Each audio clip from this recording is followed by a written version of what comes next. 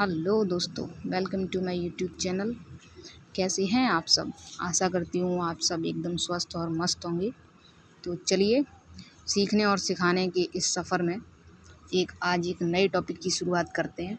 आज का हमारा टॉपिक है मध्यकालीन भारत, जिसमें हम अगर मुख्य रूप से देखेंगे तो वो प्रारंभिक मध्यकालीन भारत के बारे में देखेंगे, जिसमें मुख्य रूप से मुस्लिम आक्रमण के बारे में।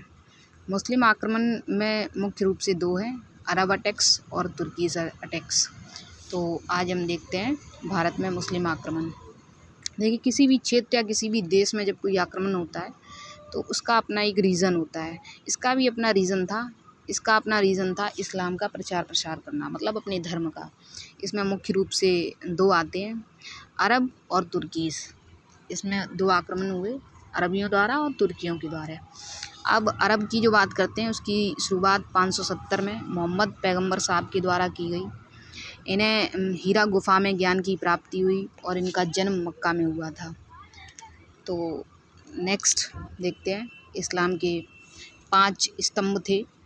नंबर 1 कलमा, और 5 टाइम नमाज, रमज़ान करना, हज यात्रा एक धार्मिक यात्रा थी जो मक्का से मदीना में की गई थी, और ज़कात टैक्स। तो 622 की बात करते हैं। पैगंबर साहब मक्का में रहे और इन्होंने वहीं पर इस्लाम का प्रचार प्रसार किया। मक्का से मदीना के बीच इन्होंने हज यात्रा की शुरुआत की, हज यात्रा का प्रारंभ किया। हज यात्रा के दौरान ही इन्होंने हिजरी संवत को चलाया। बात करते हैं 632 में। तो 632 में मोहम्मद साहब का निधन हो गया। निधन के पश्चात बात ये आती है कि जो इस्लाम है उसका प्रचार प्रसार कौन करेगा। तो इस्लाम के प्रचार प्रसार के लिए एक पद निर्धारित किया गया, जिस पद का नाम खलीफा रखा गया। 632 में इनके निधन के बाद जो फर्स्ट खलीफा बना वो अली फर्स्ट खलीफा बनाया गया, जो इनका अनुयायी था। इनके अनुयायी और भी थे, जिसमें मुख्य रूप से अबू बकर, उमर और उस्मान देखने को मिलते हैं। तो अली के बाद अबू बकर को खलीफा बनाया गया, जो सुन्नी धर्म को मानता था, सुन्नी को ज़्यादा मानता था। और इस्लाम जो खलीफा पद था, मैंने अभी बताया, उसका मुख्य रूप से जो जिम्मेदारी उसकी रहती थी वो इस्लाम धर्म का प्रचार प्रसार करना था। अब बात करते हैं 632 में। तो भारत में प्रथम बार अरबाज के द्वारा इस्लाम का प्रचार प्रसार करने की कोशिश की गई। 711 से 712 के दौरान मोहम्मद बिन कासिम था, जो उसने भारत पर सफल आक्रमण किया, अटैक किया। बात करते हैं सीरिया देश की। सीरिया देश में एक खलीफा था सुलेमान, उसका गवर्नर था अलैजाज, जो एक अरब शासक था, और अलैजाज का जो सेनापति था वो मोहम्मद बिन कासिम था। तो बात करते हैं भारत में पहला सफल मुस्लिम आक्रमण, जो मुख्य रूप से अरबियों के द्वारा किया गया, जो अरब आक्रमण था। 712 AD में जो अरब शासक की स्थिति देखते हैं वो ये है कि अरब में जो शासक था वो अलैजाज था, और सिंध में जो शासक था वो दाहिर था। दाहिर एक ब्राह्मण वंश से था। जो अलैजाज था, उस अलैजाज ने अपने सेनापति मोहम्मद बिन कासिम को भारत भेजा, मुख्य रूप से भारत पर आक्रमण करने के लिए। मोहम्मद बिन कासिम ने देवल बंदरगाह, सिंध में है जो देवल बंदरगाह में अटैक किया, और दाहिर में जो शासन था वो रावर में जो शासन था वो दाहिर का था।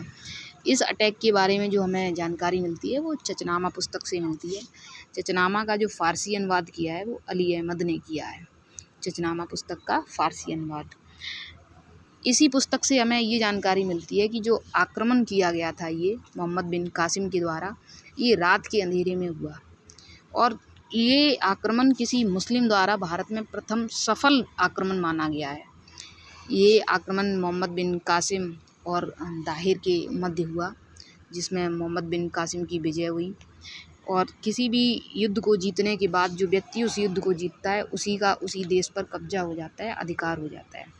तो जब अधिकार हो गया तो सीधी सी बात है, उस पर कुछ प्रभाव भी किए होंगे। तो क्या प्रभाव पड़े वो देखते हैं। सबसे पहले जजिया कर लगाया मोहम्मद बिन कासिम ने। अगर बात करते हैं किसी भी शासक द्वारा, तो सबसे पहले मोहम्मद बिन कासिम ने ही लगाया जजिया कर। और इसने सोने के सिक्के चलवाए, जिन्हें हम दिरहम कहते हैं। और इसके अलावा इसने मुल्तान पर भी हमला किया। मुल्तान एक जगह है, तो इसने जितने भी आक्रमण किए थे उनमें उसमें सबसे ज़्यादा जो धन लूट की है, मतलब धन लूटा है, वो सबसे ज़्यादा मुल्तान से। और मुल्तान को हम स्वर्ण नगरी भी कहते हैं। मुल्तान को स्वर्ण नगरी कहते हैं क्योंकि यहाँ बहुत धन था और इसने सबसे ज़्यादा धन यहीं से लूटा। अरबियों के द्वारा जब इनका शासन हो गया, यहाँ शासक बन गई है, तो इन्होंने कुछ काम भी किए। तो मानसून शब्द की उत्पत्ति की, खजूर की खेती का प्रारंभ, ऊँट पालन का जो स्टार्टिंग की वो भी इन्होंने की, अरबी घोड़े चलाए और मानचित्र शैली का प्रारंभ किया। इनके समय के कुछ ग्रंथ हैं, पुस्तक हैं, उनके बारे में देखते हैं। तो सूर्य सिद्धांत, चरक संहिता, पंचतंत्र, इनके टाइम की पुस्तकें हैं कुछ वो। अब बात करते हैं मोहम्मद बिन कासिम की डेथ के बारे में एक रोचक कहानी है जो मैं आपको बताती हूँ। क्या हुआ, जब ये मोहम्मद बिन कासिम यहाँ आया था, अल-हज्जाज ने इसको भेजा था, तो अपने भारत में सिंध पर दाहिर शासन कर रहा था। जो दाहिर था उसकी 2 पत्नियाँ थीं, एक लाड़ू देवी और एक रानी देवी। लाड़ू देवी थीं, तो लाड़ू देवी की 714 के अप्रॉक्स की बात है ये। लाड़ू देवी थी, उनकी उस समय डेथ हो गई और रानी देवी जीवित थी। तो हुआ क्या, जो मोहम्मद बिन कासिम था, इसने ये फरमान जारी किया कि जो दाहिर की पत्नियां हैं इनको ये अपने साथ अपने देश ले जाएगा, अल-हज्जाज के पास।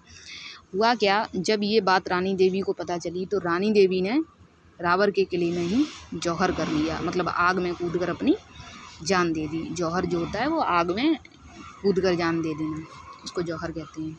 अब इनकी जो लड़कियां थीं वो बचती हैं, जिनके नाम सूर्यवती और पारमल देवी था। 2 पुत्रियां थीं इनकी। तो मोहम्मद बिन कासिम था, वो पत्नियों की बजाय जब पत्नियां नहीं रहीं तो पुत्रियों को ले गया। तो क्या हुआ, अल-हज्जाज के पास ये ले जाता है मोहम्मद बिन कासिम।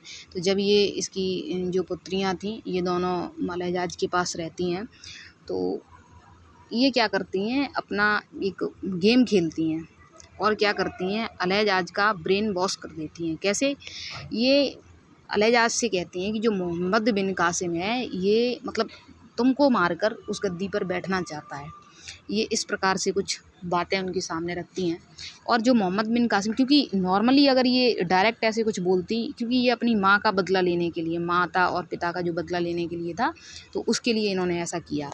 तो क्योंकि जो अल-हज्जाज था वो मोहम्मद बिन कासिम पर बहुत विश्वास करता था, तो ऐसे तो वो मारेगा नहीं इसको, इसलिए इन्होंने एक गेम प्लान किया और क्या किया, उसका ब्रेन वॉश कर दिया, उसके विरुद्ध कर दिया, आपस में एक दूसरे को लड़ाने की स्थिति पैदा हो गई, आपस में एक दूसरे के विरुद्ध कर दिया इन दोनों को।